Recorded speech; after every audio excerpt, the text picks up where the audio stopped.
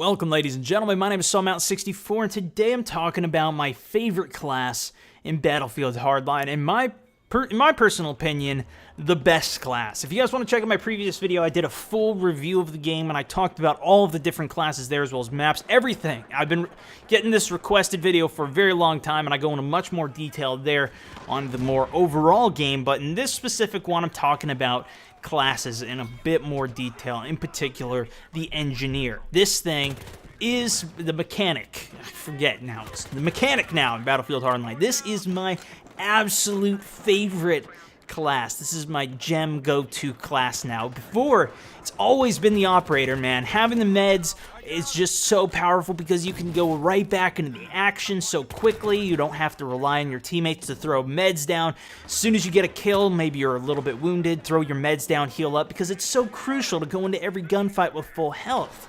Well, in this game, not only are medics everywhere, not necessarily everywhere because there's a lot more diversification, but there's a good amount of meds on the ground that you can find. You can also pick it up right off of the walls if you know those locations. It's not necessarily on every map, but definitely great thing. Plus, if you ever run into one of the guys that have meds, you can just pick it right up off of them. It doesn't necessarily already have to be on the ground, and to me, that's just opened up a world of new classes to use and things to try. In particular, I've always liked the engineer before because it's got the RPG, which you so crucially need in some of these modes to take down some of the vehicles, like tanks and things. And this, of course, we don't necessarily have the tanks, it's just the regular cars, but those cars are pretty explosive. It's usually about 3 or so grenade launchers that you would have to lock onto it with the M320, and the M320 definitely feels balanced in terms of, you know, 2 shots to the tanker, it's not still 1 shot, plus, if you're going to shoot it at players, unless I think it's a body shot, it's not going to be a 1-shot kill, it only does about 60 damage, and so that balances it out, but it's still got some power to it where you've got a really fun option with that M320. You also have, of course, the sabotage, which is actually pretty damn difficult to use. I'm glad you can resupply with it off of ammo, but the thing is so hard to get kills with that it's really just kind of a one-off, really fun thing to use. Plus, if you guys haven't tried it already, it works with anything you can interact with, not just the vehicles. So if you do want to get some kills with it, put it on the blood money pile. Once you finish taking some cash you're going to be leaving, hack that thing or sabotage the full money pile, as well as you can do it to just battle pickups on the ground, put it on RPGs, put it on doorways on bank job. That's a great place. Put it on the doors there so when people are going through, they'll blow up. It's hard to get the kill with it, but it's very satisfying and fun to use when you do. But the real key is the spawn beacon, and I think people maybe aren't giving this as much credit as it should have, or maybe I'm just over-crediting it. Let me know what you guys think, but the spawn beacon is the absolute key. Being able to choose exactly where you spawn with no real trade-off, you know, like it's a small trade-off having the grenade launcher or the repair tool versus a spawn on a map like the block. You're not really having a trade-off for that. Plus, you still have the same guns and everything. To me, it's not too big of a deal to put it on, and then, especially if you're playing the objective, choose exactly where you want to spawn. Now, TDM, it can have its uses, especially since people complain about the spawns a lot. You can actually put it, you know, in the back corner somewhere where you know you're going to have a safe spawn, and then keep having your squad rally with each other, because then you've got everybody spawning in the same location. Your squad can work together more, but just being able to stay pushed up and having it with this class changes a lot for me, because now the SMG, this heavy damage, close range damage dealer, is able to keep the fight close range by strategically placing that spawn beacon. It's not necessarily overpowered because people can spot it pretty easy, take it down if they're going to pay attention to it, but if they're not, then you can keep on pushing the fight so aggressively, keep staying in it, with how quickly you can spawn in this game and stay in the action. To me, it's just such a fun, easy perk to use that really is very helpful.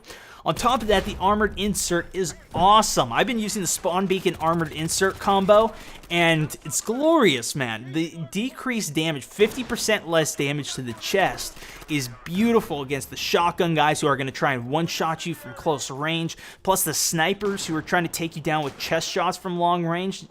It saves you so much, and it's not necessarily going to always save your life. Like, it's not going to be a groundbreaking perk or a gadget to use, but it will give you much more opportunities when you're in close range situations, when you need that little bit of extra time to get the kill.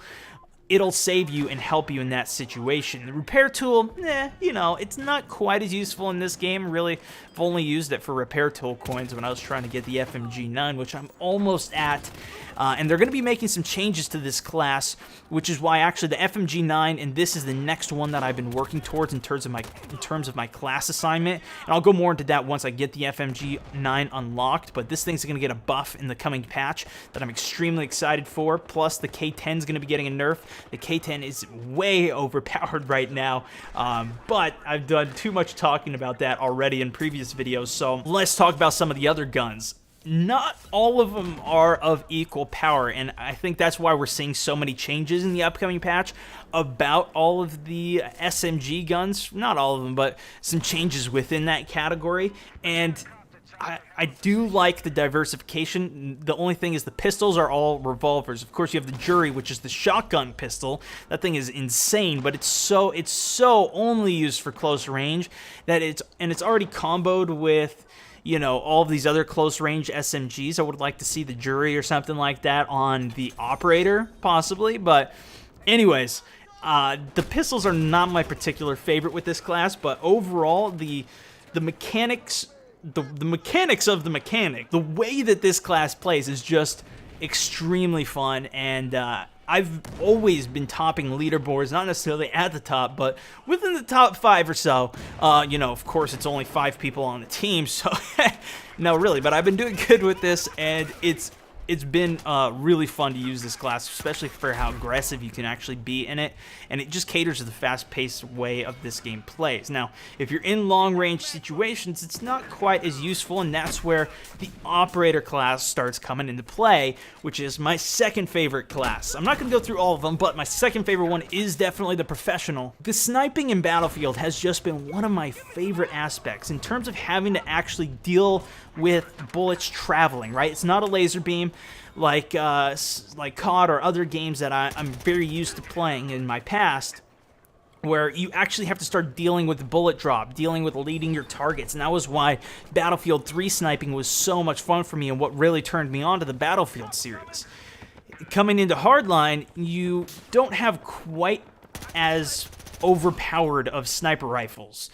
The Scout still has a 2-shot kill, but you can shoot the thing really fast. So it's a different sniper. It's nothing that we've seen before in terms of bolt action shooting that quickly, but it can still be accurate. You can still get 2-shot kills. It's infinite range headshots, which is really awesome. And I've used the Scout. That's my most used gun. I have the most kills with that gun. It's an awesome gun. Plus, I've also got the Knockout now, which is insane. It's pretty much 1-shot kill from 50 meters, and then anything outside of that, the drop-off is so crazy that it's not very useful, and I'm using all of the snipers within the category just because of how it's all balanced out, and I think they've done a great job with that. I'm hoping the other classes will become more balanced with the future patches as well to reflect at least how I feel about that one. Be sure to subscribe if you are new to my channel. If you want to see some more Hardline talk or thoughts about the game, more opinionated things, check out the previous video where I do a full to long video talking about all the different aspects and the other classes as well. Or you can check out the recommended video for my YOLO on the Battlefield series, the most recent one that I've done for Battlefield Hardline, and more of that is going to be coming next week when I am back from my trip, which I'll be giving you also more details on in another week. And oh yeah, how sick was that final clip picking up the bag and delivering it with that helicopter save. Anyways, thanks so much for watching, and I'll see you in the next video. This is StoneMouse64 signing out.